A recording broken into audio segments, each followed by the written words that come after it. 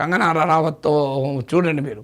आज भारत की बेटी ये मानती है कि प्रधानमंत्री जी से बड़ा कोई भी फेमिनिस्ट नहीं है. సో మోడీని మించిన ఫెమినిస్ట్ లేడు. అసలు మోడీ మహిళల విషయంలో అలా కాదు ఇలా కాదు అని ఒక ప్రధానంగా మొదలుపెట్టారు. సో అది 2023లో స్టార్ట్ అయింది ఈ బ్రాండింగ్.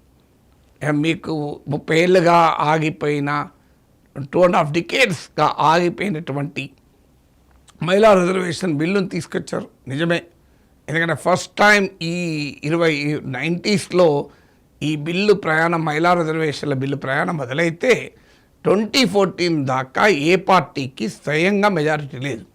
అందువల్ల 10 ఏళ్ళ యూపీఏ పాలన కూడా చేయలేకపోయారు. ఎందుకంటే యూపీఏ భాగస్వామ్య పక్షాలైన ఆర్జేడీ లాంటి పార్టీలు వ్యతిరేకించాయి. సో 2014లో మోడీకి పూర్తి మెజార్టీతో గెలిచారు. ఏ మిత్రపక్షం పైన ఆధారపడాల్సిన అవసరం లేదు. అయినా 9 ఇయర్స్ మహిళా రిజర్వేషన్ బిల్లు పైన ఏమీ చేయలేదు. సడన్గా 2023లో మహిళా రిజర్వేషన్ బిల్లును ఆమోదించి దేశవ్యాపితంగా మహిళల పక్షపాతి మోడీ హైతో ముమ్కిన్ హై అంటూ మోడీని ఒక పెద్ద ఫెమినిస్ట్గా ప్రజెంట్ చేశారు. మళ్ళీ అది కూడా డామిట్ కథ అడ్డం తిరిగింది. దాన్ని నెక్స్ట్ సెన్సెస్తో, నెక్స్ట్ డీలిమిటేషన్తో లింక్ చేయడంతో మొదలైంది ప్రశ్నలు.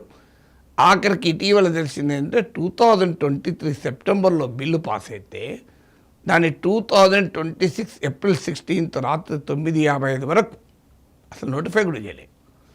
అసలు ఇదేంది ఇంత చిత్తశుద్ధి లేకపోవడం? ఇది ఒక బిల్లు పార్లమెంట్ ఆమోదం పొంది రాష్ట్రపతి సంతకం అయ్యాక, చట్టం కూడా అయిపోయినాక నోటిఫై చేయకుండా ఎందుకు ఆపారు? ఆన్సర్ లేదు. ఆఖరికి ఇప్పుడు దాన్ని డీలిమిటేషన్తో లింక్ చేసి రాజ్యాంగ సవరణ తీసుకొచ్చారు. సో రాజ్యాంగ సవరణ తీసుకొచ్చి ఏ రకంగా అయినా దాన్ని పాస్ చేయించుతారు అంటే అది కూడా ఘోరంగా దెబ్బతిని ఆఖరికి రాజ్యాంగ సవరణ వీగిపోయింది.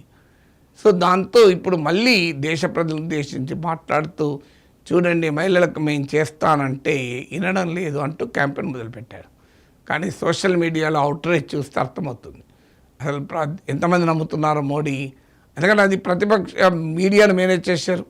పెద్ద ఎత్తున మహిళా బిల్లు వీగిపోయిందంటూ తెలుగు పత్రికల్లో కూడా హెడ్లైన్ చూసాం. అది మహిళా బిల్లే కాదు, కానీ అపోజిషన్ యునైటెడ్గా ఉండడం వల్ల ఎంత పెద్ద పిఆర్ ఎక్సైజ్ చేసినా, ఎంత ప్రాపగండా చేసినా, చంద్రబాబు నాయుడుతో సహా ఎన్డీఏ మిత్రపక్షాలందరినీ రోడ్డు మీదకి తీసుకొచ్చి ప్రొటెస్ట్ చేసినా ఇండియన్ పబ్లిక్ ఒపీనియన్ మ్యానిపులేట్ చేయడం అంత సులభం కాదు. ఎందుకంటే అందరి ముందర కనబడుతుంది కదా. నా వీడియోకే 1,00,000 పైన చూశానంటే అర్థమవుతుంది. ఫారెన్ పాలసీ క్లీన్ బౌల్డ్ అంటే 1,00,000 పైన చూశారు. మహిళా రిజర్వేషన్ బిల్లు పైన మీకు మోడీ మాస్టర్ ప్లాన్ వీగిపోయింది అంటే 1,00,000 మంది చూశారు. That is an indication public opinion ఏ రకంగా ఉంది అంతానికి.